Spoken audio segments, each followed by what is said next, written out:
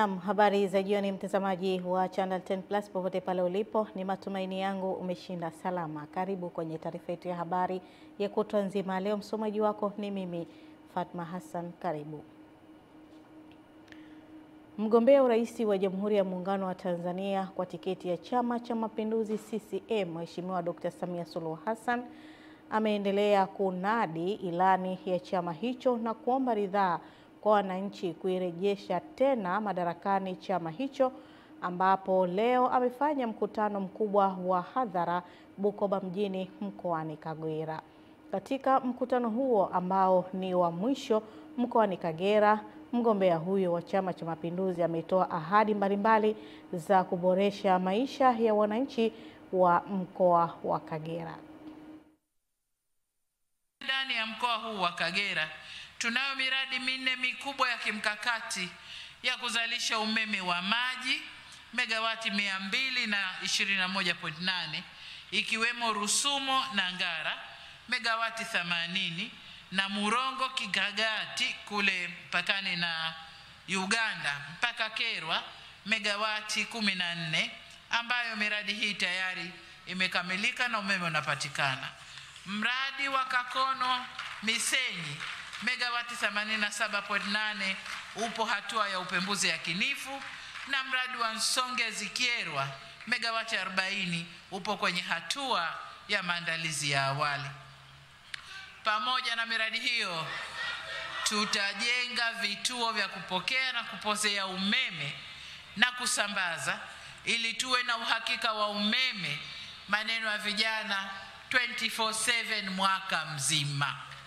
Na kama utazimwa basi uzimwe kwa sababu ya kufanya matunzo kwenye mitambo au kubadilisha vitu kwenye mitambo, lakini tuwe tuna uhakika wa umeme mwaka mzima.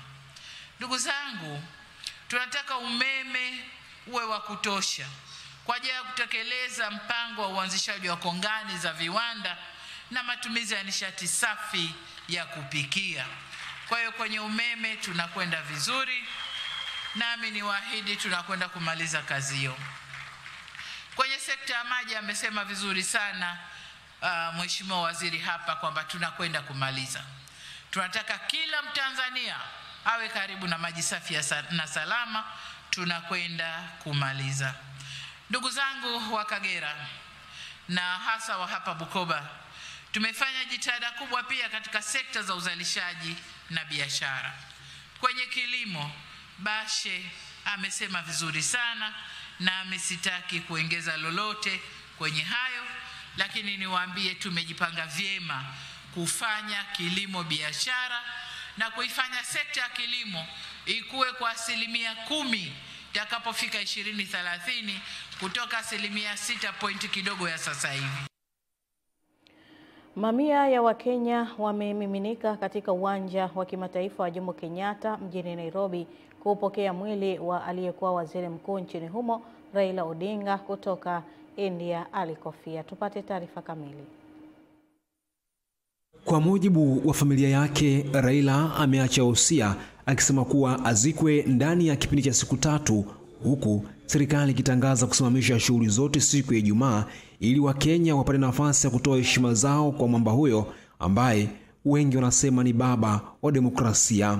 Rais William Ruto, Rais mstaafu Uhuru Kenyatta na wanafamilia ni miongoni mwa watu waliopokea mwili wa Odinga mapema hii leo, ambao ulipelekwa katika hifadhi ya maiti ya Ali. Mipango ya kupeleka mwili huo katika bunge la taifa ilibadilishwa na badala yake kupelekwa katika uwanja wa kimataifa wa Kasarani kutokana na vurugu zilizoshuhudiwa.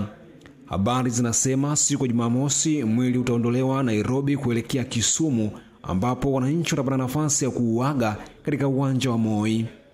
Kwa mujibu wa mpango wa mazishi, Raila atazikwa katika makaburi ya familia Kango ka Jaramogi Bondo, karibu na makaburi ya baba yake Jaramogi Oginga Odinga na mwanae Fidel. Wakati huo baraza kuu la chama alichoongoza Raila cha ODM kimemchagua kaka yake Oburu Odinga kuwa kaimu kiongozi wa chama hicho kwa wakati huu. Mimi ni Hakini Mwakatobe, Channel 10 Plus. Rais wa Madagascar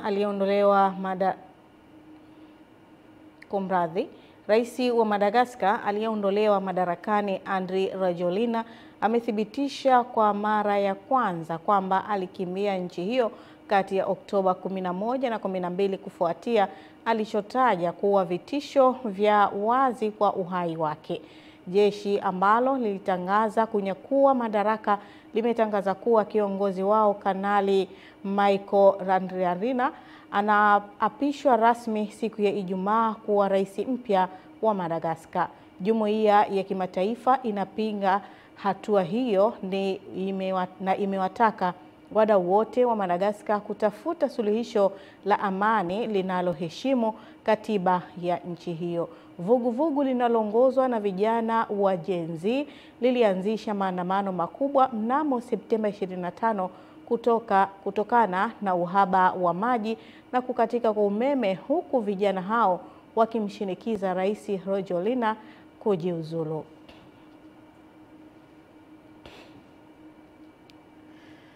Mgombea urais wa Zanzibar kupitia Chama cha Mapinduzi Dr. Hussein Ali Mwinyi amesema ameridhishwa na ufanyaji wa biashara katika eneo la Darajani na kuahidi kuongeza maeneo ya kufanyia biashara katika eneo hilo na maeneo mengine ya mji huo. Dr. Mwinyi ameyasema hayo ikiwa ni sehemu ya kampeni zake kuomba ridhaa ya kuongoza Zanzibar kwa kipindi kingine cha miaka 5. Mwanahabari wetu ametuandalia taarifa ifuatayo.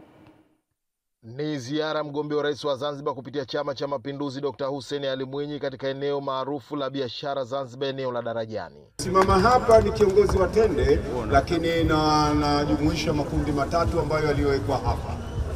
Manne. Kundi la kwanza la kofia, nini la kwanza la tende, la pili la kofia, la tatu la mikate, pamoja na watu wa fedha, chaji na vinginevyo. Kwa hivyo mheshimiwa, sisi kwa niaba ya wote, sisi tunakushukuru sana na tunaomba kwako mheshimiwa. Tunajua uchaguzi unakuja na tunakuombea Mungu na utashinda inshallah. Akizungumza na wafanyabiashara sokoni hapo, Dr. Mwinyi kwanza anasema ameridhishwa na mazingira ya ufanyaji biashara katika eneo hilo. Lengo na madhumuni ya serikali ya Chama cha Mapinduzi ni kuendelea kuweka mazingira mazuri ya wafanyabiashara, mji upendeze, haiba ipatikane, watalii waipende Zanzibar, lakini na nyinyi mpate shughuli zenu za kimaisha kuwa bora zaidi. Katika mkutano huo wa kuomba kura, Dr. Mwinyi anawaambia wafanyabiashara kuwa serikali yake na mpango wa kugeuza mji wa Zanzibar kuwa ni eneo la biashara kitaifa na kimataifa. Unataka kutengeneza maduka kutoka pale roundabout ya Kariakoo mpaka hapa Kiswandui. Kwa maana hiyo upande wa kulia na kushoto yawe maduka matupu.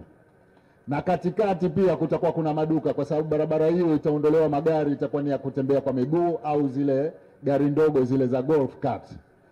Mambo ya Zanzibar jamani yatakuwa makubwa. Pia mgombea huyo hakusita kueleza mipango yake ya kuongeza maegesho ya gari katika eneo la Darajani, ikiwa ni mkakati ya kuyapa hadhi maeneo ya biashara Darajani. Tutahakikisha tunaendeleza maegesho ili watu wanaokuja hapa waweze kuweka magari yao na vyombo vyao vya usafiri katika maeneo mazuri zaidi.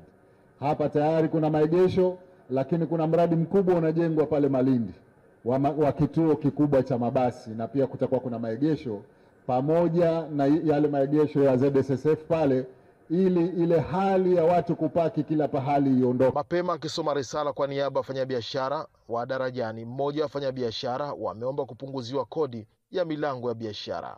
Kubwa, tunaomba upokee shukrani zetu za dhati kuchangia katika ongezeko la ajira hasa kwa vijana, upatikanaji wa mikopo isiyo na riba, kuweka eneo la biashara katika haiba nzuri, pamoja na kutusogezea wateja jirani. Ziara ya mgombea urais wa Zanzibar kupitia Chama cha Mapinduzi Dr. Hussein Ali Mwinyi ni mwendelezo wa kampeni za kukutana makundi mbalimbali kuomba kura na kueleza mwelekeo wa serikali yake ya awamu ya 8 ikiwa atapata ridhaa ya kuiongoza tena Zanzibar kwa awamu ya pili. Juma Kasim, Channel 10, Zanzibar. Kundi la kutetea mateka wa Israel limeitaka serikali ya nchi hiyo kuchelewesha hatua zinazofuata za mpango wa amani huko Gaza iwapo Hamas itashindwa kurejesha miili ya mateka waliosalia.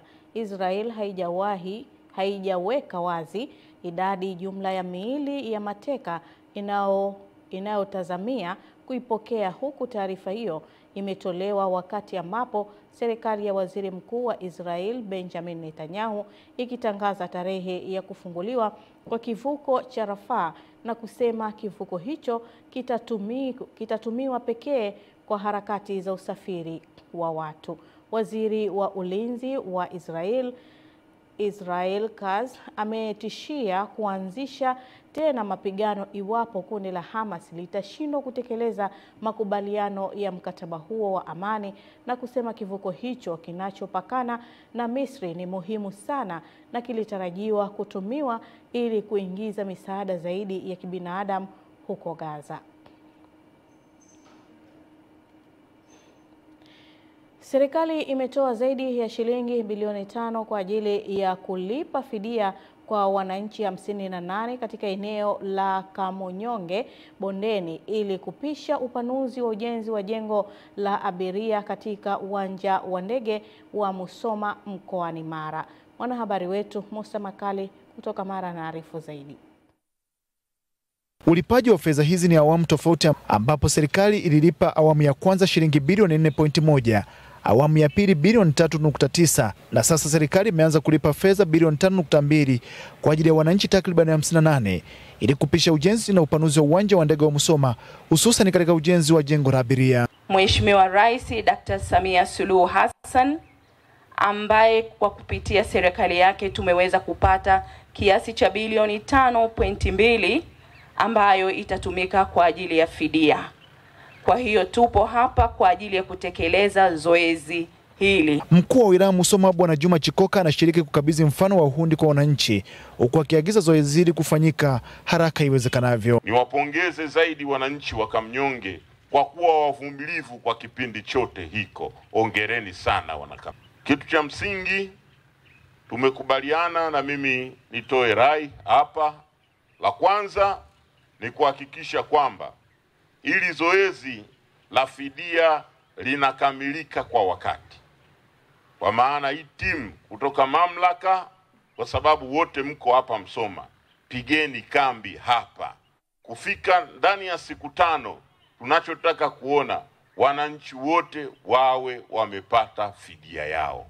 Kwa wananchi kwao zoezi hili ni pongezi kwa serikali. Ni mtu ambaye nilikuwa nimeathirika kiasi kikubwa sana kwamba zimepita miaka 5 bila kupata hii fidia.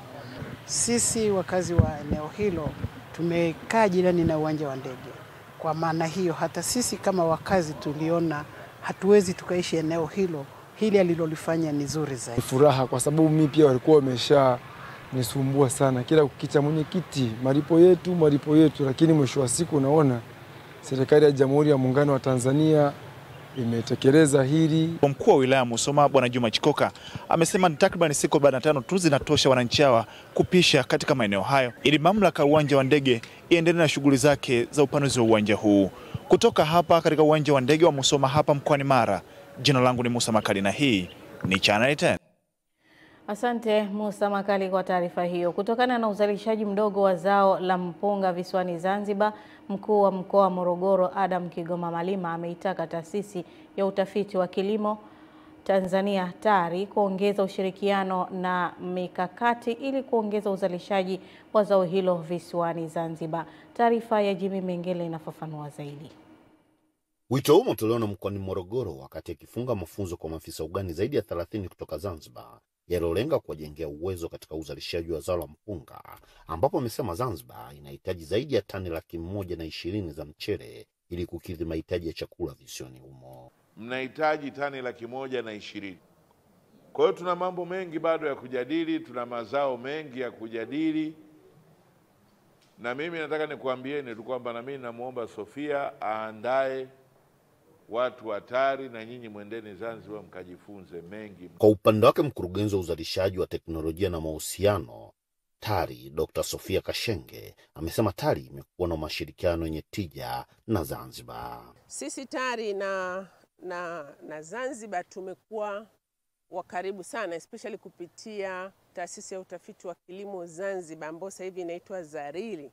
Na hivi karibuni tulipokea ugeni kutoka ZARILI ambao wao pia walikuja kujifunza jinsi tunavyoendesha shughuli zetu za utafiti. Kwenye mpunga sisi tunakula karibu tani 120,000 kule Zanzibar. Lakini uwezo wetu sasa hivi wa kuzalisha hatuzidi mpunga au mchele 120,000. Lakini uwezo wetu hapa sisi wa kuzalisha kule tunazalisha kati ya tani 43,000 mpaka 45,000. Nikiripoti kutoka mkoani Morogoro ni Jimmy Mengele wa Channel 10. Hifadhi ya msitu wa Mlima Handeni iliyopo wilayani Handeni mkoani Tanga yenye ukubwa wa zaidi ya hekta 500 imeteketea kwa moto unaodaiwa kuwashwa na watu ambao mpaka sasa bado hawajajulikana, huku miundombinu ya maji, umeme pamoja na mawasiliano ya simu iliyopo ndani ya msitu huo ikinusurika kuteketea kwa moto huo. Kutoka Handeni, Ernest Mbezi anaripoti. Baadhi ya viongozi wa serikali ya mtaa wa Kileleni ambao ni miongoni mwa mitaa inayozunguka msitu huo ambao umekuwa ukiteketea kwa moto kila mwaka ifikapo mwezi wa 9 na wa 10 wanaelezea hali hiyo na hatari ya uharibifu wa miundombinu iliyopo ndani ya msitu huo. Jana moto ulizuka na umewashiwa juu kabisa ya mlima na watu wakapambana ukazimwa. Leo tena saa 6 umewashwa tena. Hali ni mbaya kabisa kwa sababu mawasiliano yote yamewekezwa kwenye mlima Mhandeni. Kwa hiyo ni hatari kubwa kwa sababu nguzo zote zile zinashika moto. Zitakapodondoka na umeme kukosekana huku juu, ina maana miundombinu ya mawasiliano kwa Handeni inaweza ikasimama. Lakini pia ni maeneo ambayo yapo jirani na kama hivi tenki la maji ambalo ndo tunatarajia baada ya muda kidogo liweze kusambaza maji katika halmashauri nzima na wilaya nyingine jirani. Kiukweli hali hii ikiendelea, kwanza kabisa vyanzo vya maji vitapotea na Handeni tutakuwa na changamoto kubwa sana ya maji. Kama tunavyofahamu kabisa kwamba tunapokuwa tunatunza mazingira ndipo tunahifadhi pia vyanzo vya maji. Enoki Mgumi ni mhifadhi mwandamizi wa wakala wa misitu Tanzania TFS wilaya Handeni, ambapo anaeleza hatua walizochukua katika kudhibiti moto huo ambao mpaka sasa umeshateketeza sehemu kubwa ya msitu huo, huku baadhi ya wananchi wakiomba hatua za haraka zichukuliwe ili kunusuru msitu huo pamoja na miundombinu ambayo ipo hatarini kutoweka. Tumeshirikiana na wananchi wa kuweza kuzima moto huu ambao tumeweza kupata ushirikiano mkubwa na mitaa ambayo inazunguka msitu huu. Kwa hiyo tunaendelea kupambana nayo na tunatumaini kwamba moto huu tutamaliza na utaweza kutulia. Eneo lililoathiriwa zaidi ni maeneo ambayo yana miundombinu ya nguzo za umeme pamoja na mawasiliano ya minara, japo kule moto hujafika kabisa juu kwenye minara ya simu, ila tunapambana nao ili usifike maeneo hayo. Huku tumewekewa tenki la maji. Sasa kama tumeshawekewa tenki la maji hivi anavyochoma moto, na maana miti kwanza pia inaathirika na wanyama wanaathirika. Na tenki la maji pia kama tumekosa pale, je, maji tutapata hapa Handeni? Na maana hatutapata maji. Na maana tutateseka sisi katika maji, wakati serikali umepambana tuweke katika vyanzo vya maji tupate maji katika wilaya hii. Kutoka hapa katika hifadhi ya Mlima Mhandeni wilayani Handeni mkoani Tanga, mimi ni Ernest Mbezi, Channel 10. Na mkuu wa mkoa wa Kaskazini Pemba Salama Mbaruku Hatibu amezindua dawati la uwezeshaji wafanyabiashara ambalo linalenga kuwakwamua wajasiriamali kutoka katika vikwazo vya kimitaji kitaratibu na kuwafungulia milango ya fursa mpya za kiuchumi. Mamlaka ya Mapato Tanzania TRA imechukua hatua hii ya kuzindua dawati la uwezeshaji wafanyabiashara likiwa na dhamira ya kuondoa vikwazo vinavyozorotesha maendeleo yao kama ukosefu wa elimu ya biashara, changamoto ya upatikanaji wa masoko, urasimu katika taasisi za fedha pamoja na mikopo isiyofikika kirahisi. Taarifa ya Masanja Mabula kutoka Pemba inafafanua zaidi. Mkuu wa wilaya Wete Abdalla Rashid Ali akimwakilisha mkuu wa mkoa wa Kaskazini Pemba amesema uzinduzi Uzinduzi wa dawati la uwezeshaji wa wafanyabiashara ni hatua inayotazamiwa kuwa ni ngazi mpya kuwaunganisha wafanyabiashara na fursa za mitaji na mafunzo. Ni dhahiri kuwa changamoto hizi zimekuwa kikwazo kwa ukuaji wa biashara nyingi, hasa zile zinazoendeshwa na vijana na wanawake, na hatimaye biashara hizo zinakufa ndani ya muda mfupi baada tu ya kuanzishwa kwake. Ndugu wananchi, katika muktadha huu ndipo wazo la kuanzishwa kwa dawati maalum la uwezeshaji biashara likazaliwa. Dawati hili litakuwa kiunganishi kati ya jasiriamali na taasisi muhimu. Mambo mengi ninaamini hata mjasiriamali mdogo anahitaji mbinu, anahitaji elimu, anahitaji uwezeshwaji, na ndio maana dawati hili lipo. Kwa hivyo TRA imekuja na dhana hii ya kutusaidia kutuinua. Awali meneja wa TRA wilaya ya Wete Aljuma Kombo amesema dawati hilo litasaidia kujenga mazingira rafiki baina ya serikali na wafanyabiashara, huku baadhi ya wafanyabiashara waliokuwepo katika uzinduzi huo hawakusita kueleza hisia zao, wengi wakionyesha matumaini mapya juu ya mabadiliko ya kibiashara. Dawati hili limeundwa kusaidia na kuimarisha ukuaji wa biashara yako bila gharama yoyote. Dawati hili, kumuona afisa wa dawati hili, huna gharama unaotakiwa kutoa. Lakini pia natoa wito kukumbuka kupata huduma katika dawati hili hakuleti wajibu wowote wa ziada wa kisheria zaidi ya mahitaji yaliyopo ya kodi. Jasiriamali kama jasiriamali anaweza kufanya biashara zake ndogo ndogo, lakini hawezi kujitambua kama yeye ni mfanyabiashara na uwezo wa kupata makubwa zaidi. Lakini wakimzindua yule mfanyabiashara, ana uwezo wa kufanya makubwa na kuleta maendeleo makubwa zaidi. Ni Masanja Mabula, Channel 10, Pemba, Zanzibar. Naibu Katibu Mkuu Wizara ya Ujenzi Dr. Charles Msonde amesema ameridhishwa na ubora wa miradi ya madaraja ya dharura pamoja na barabara inayojengwa katika wilaya ya Ileje na Mbozi mkoani Songwe, lakini akaagiza vitendea kazi viongezwe pamoja na nguvu kazi eneo la mradi ili kazi ikamilike kwa wakati. Tupate taarifa kamili. Akiwa katika ziara ya kazi mkoani Songwe, Naibu Katibu Mkuu Wizara ya Ujenzi Daktari Charles Msonde ameanza kwa kukagua mradi wa daraja la dharura la Kabalisi katika wilaya Ileje na kuridhishwa na utendaji wa kazi, lakini akatoa maagizo kwa mkandarasi. Ubora sina shida, kasi ya ujenzi, fedha unazo, umetoa kila kitu. Sasa maelekezo ya wizara ni kwamba, la kwanza, hakikisha vifaa vya kutosha vinavyotakiwa kwa mujibu wa mkataba tuliokubaliana vinakuwepo hapa kama ulivyoshauriwa. Weka watu wa kutosha. Na kazi hizi fungeni taa, nadhani taa mmeshazifunga, ziko hapa tayari. Hebu tufanye kazi usiku na mchana. Tutaumaliza ndani ya muda sahihi na kuongeza muda wa kufanya kazi na usiku na mchana kuweza kufikia lengo. Inawezekana kwa kazi iliyobakia. Katika ujenzi wa daraja la Sange, utendaji na kasi yake ameridhishwa, na ujenzi wa barabara pia, hususan barabara ya Luanda Idiwili inayojengwa na makandarasi wanawake. Kukamilika kwa barabara hii kutafungua sasa uwanda mpana wa maendeleo makubwa ya wananchi wetu katika barabara ambayo walihitaji sana. Nichukue nafasi hii ya kipekee kwa niaba ya Katibu Mkuu kuwapongeza sana wakina mama. Kweli mnatupeleka vizuri na mnalinda hadhi ya kina mama.